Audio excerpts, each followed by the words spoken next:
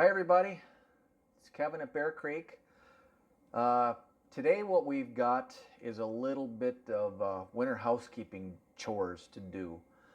Um, when you have been beekeeping for several years, 4, 5, 6 years, you're going to accumulate old comb.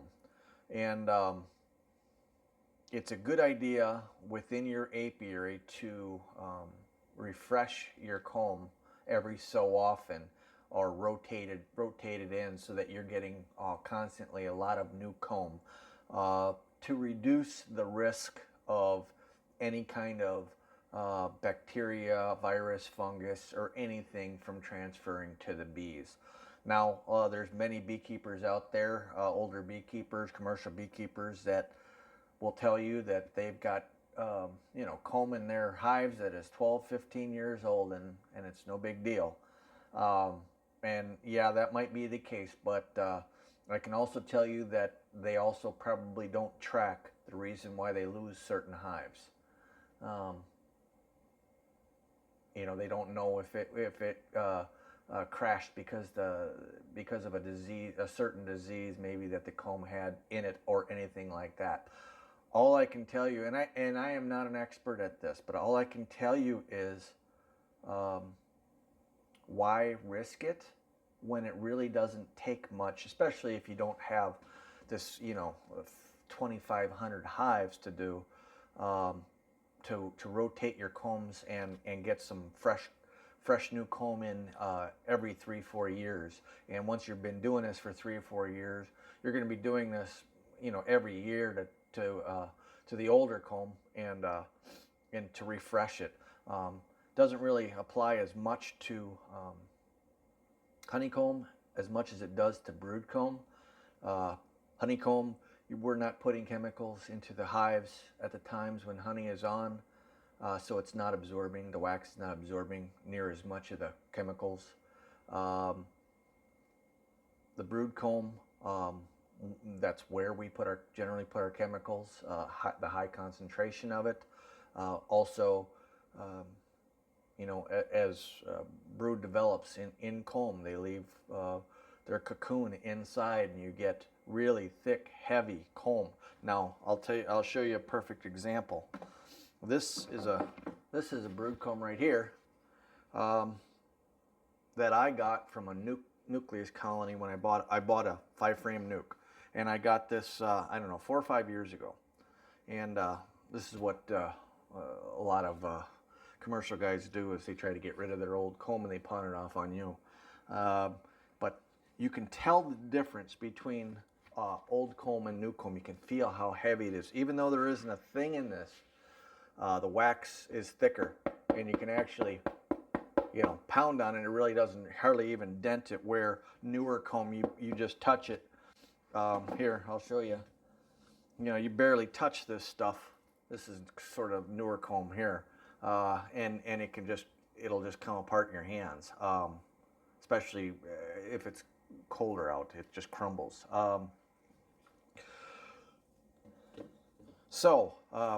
Today what I want to do, I want to salvage the frames. These are perfectly good frames, but I want to get rid of the wax. And one of the best ways to do that is to find a large enough vessel to heat up water and melt the wax out of this. It took me a while to find a large enough vessel. I'll be honest with you, I searched all over, and then I finally found this old 5-gallon bucket, steel bucket, in my garage. And although it's not designed for it, it'll sure help the situation. This is big enough to fit an entire, one of my entire frames. Now, if you're doing a lot of these, you can go buy yourself a vat and put it outside. In a perfect world, we'd be doing this outside, but it's let's see, well, it's about 15 degrees outside, so we're doing this inside today. But in a perfect world, we do this outside on your driveway or something like that, somewhere where you don't want to get wax dripping all over the place or anything. But heck, I'm single, so I'm doing it in my house. So I've got a a 5-pound pot on the stove full of water. It's not totally full, it's probably about up to here, so that I can melt the wax off. I also have a small little crock pot that I don't have the heating element anymore. I just have the holder, and it's got some cold water in it. I also cut a little piece of spare number 8 hardware cloth that I had laying around, and I'll show you what we're going to use that for. And then I also have a thermometer, a digital thermometer. And beeswax has a low melting point. It melts at approximately, 44 to 148 degrees, somewhere around there. That's the melting point of wax. If you get the water hotter than about 185 degrees, you'll actually change the color of your wax from, it'll become darker on you. So you want to keep that temperature, somewhere around 150, 160 degrees. You don't want to get it too hot. Right now I have this, and right now it's at 162 degrees in there, which is okay. It's enough to where when I dunk this in, it's actually going to cool the pot off. I had it on high there for a while, but I turned the flame down to lower temperature. And what we're going to do is just dip this in. Now this is an experiment for me. This is gonna melt the wax, all the cocoon, junk, whatever, right into this pot, and then we can essentially just let this cool down, and I can melt it again and keep skimming off any impurities for it. But today, all we're really after, I'm not after rendering, perfect beeswax. I'm not really after. I'm after cleaning my frames, and so this is an experiment I'm doing.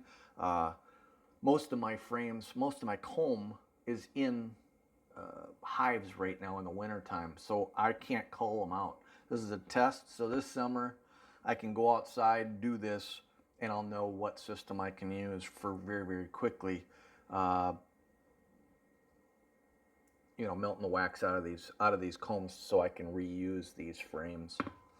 So this is, like I said, this is an example of a comb here.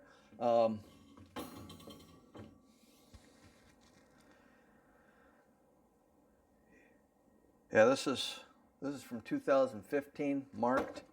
This is an old comb that I'm going to get rid of there. That's this is wired up, but the wire might be damaged here. I might have to get rid of this. I'm not exactly sure. If the side ones work, I'm gonna leave it. But if the middle wires are loose, I'll just cut those out. But that should just work just fine.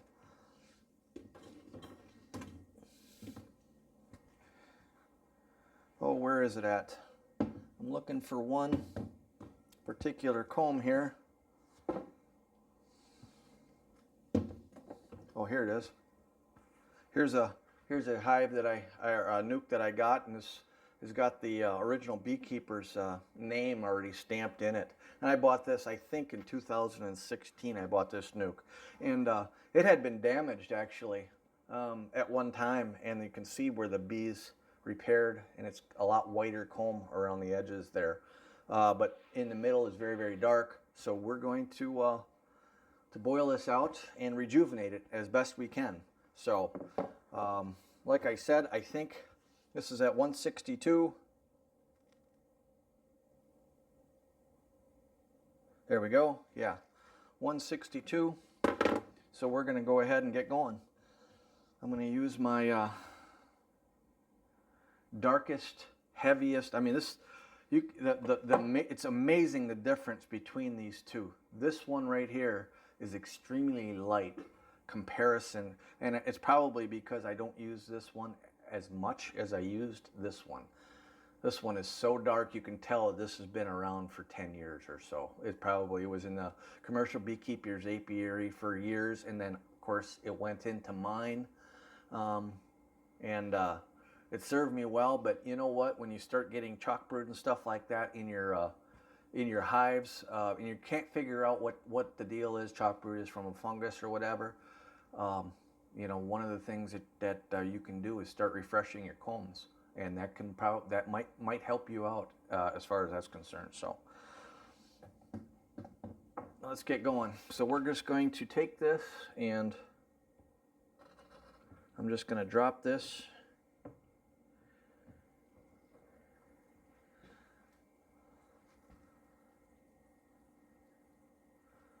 into the water.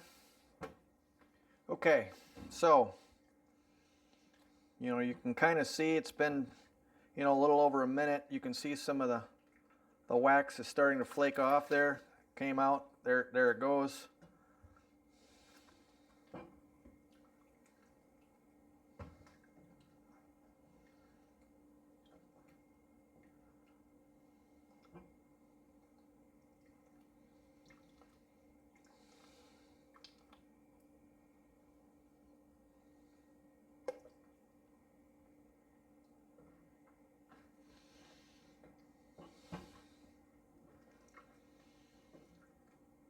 And after we get done dipping these, we're going to let this water cool, and the wax will solidify on the top, and then we can, you know, do it over, you know, boil it, or not boil it, but melt it down again. You know, let it cool, and you know, and skim off the junk each time, and then we'll get a real nice yellow comb out of it, or we should anyways.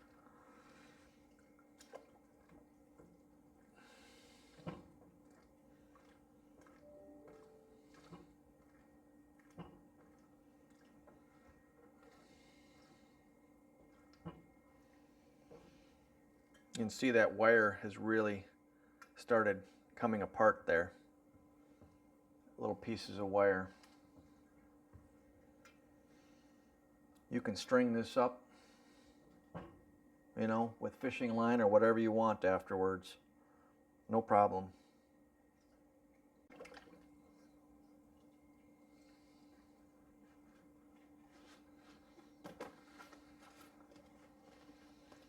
Okay.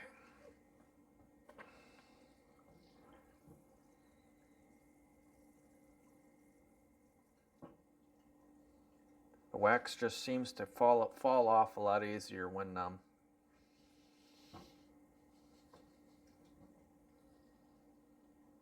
you do that.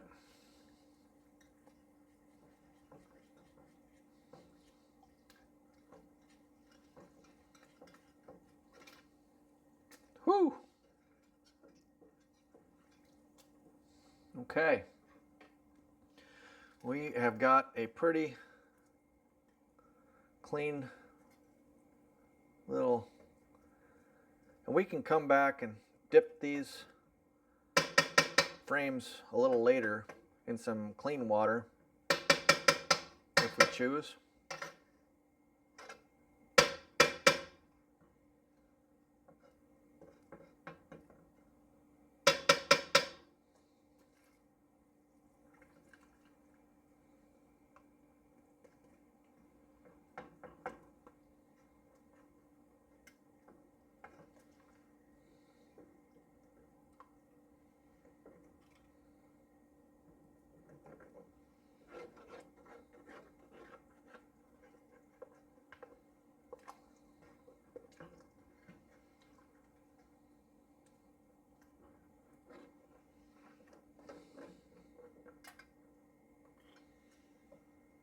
Wires don't stick in very much. I'm not a big fan of wires, never have been.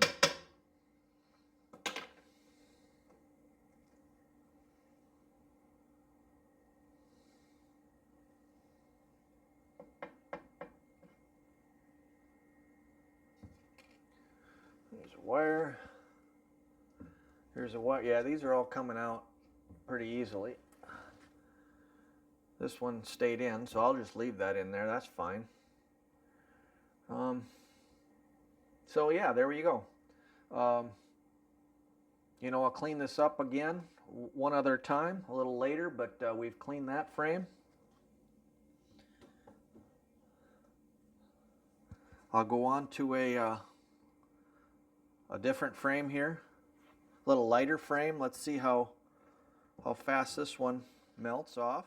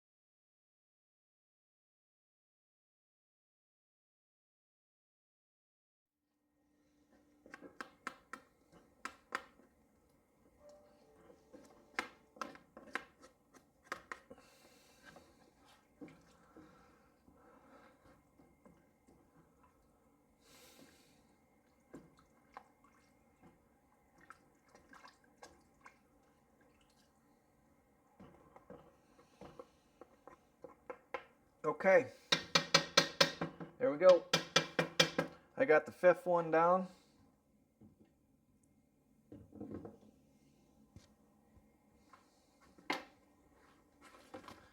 So now what we're going to do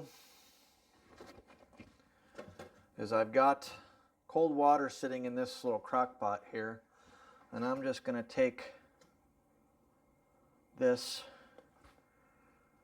screen and drain the wax off.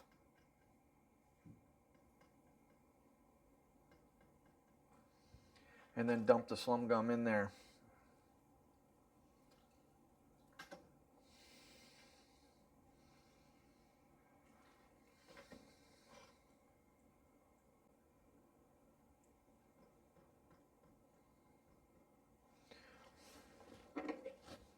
Now I could probably squeeze this through there a little bit easier.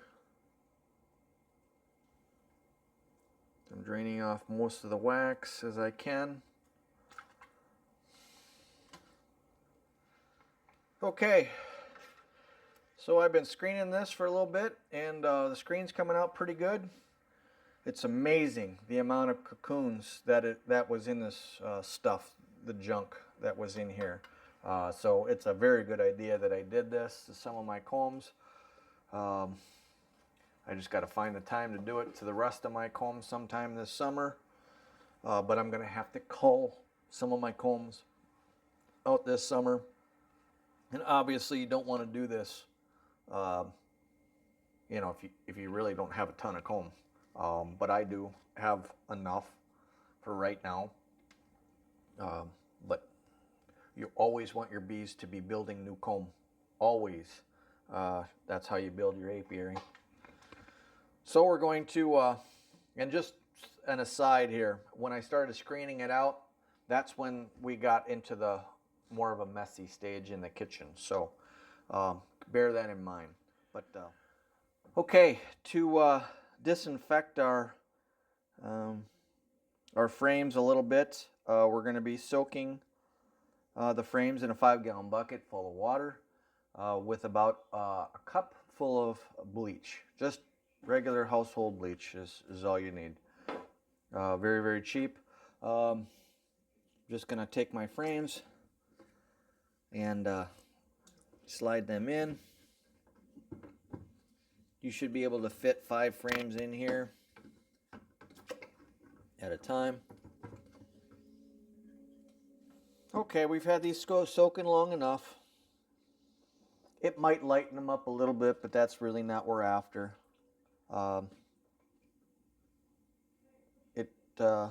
We're just looking to disinfect them, and that's it. And now these will be ready to get starter strips in and put back in a hive. So what did I learn from this little exercise?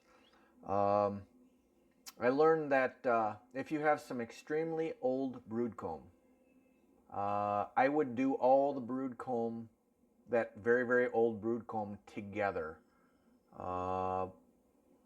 and clean up those frames first, and then clean it up, clean your water out, and then just take the slum gum. This is actually slum gum from 5 frames. That's it. It filled this little crock pot here. And then just take that, throw it in your garden, throw it in your neighbor's compost garden, compost pile, whatever, and be done with it, or just toss it. There is so much cocoon in here. It absorbed. I actually did a couple of boilings after this video, and I didn't get hardly any wax out of it. And that's because there was so much slum gum, crud, junk, cocoon. It actually just kind of like absorbed the wax into it, and I really couldn't get anything out of it. So it's not even worth bothering to do that. So if you've got like a lot of older brood comb, do it all together and then just get rid of it. I would do just a couple-year-old brood comb is fine. You can mix that in too. I would do that all at the same time, and that way you'll get a little bit of slum gum in there, but you'll get some wax as well out of the process. This way, at least I've got some very clean frames, you know, to start my process all over again. So rejuvenating the colony, you know, rejuvenating the wax in the colony, just getting that new wax in the colony can only benefit them. So that's what I kind of learned about this. Don't waste your time on old brood comb trying to render wax out of it. Just collect it, get it together, your old frames, old frames, and do them all at once, and then just dump that slum gum out. Not even worth it. So that's what we learned from it. But this is a great process for cleaning up your frames, and then you can reuse these frames in your apiary this year. So till next time, happy beekeeping, and remember, all beekeeping is local. Take care.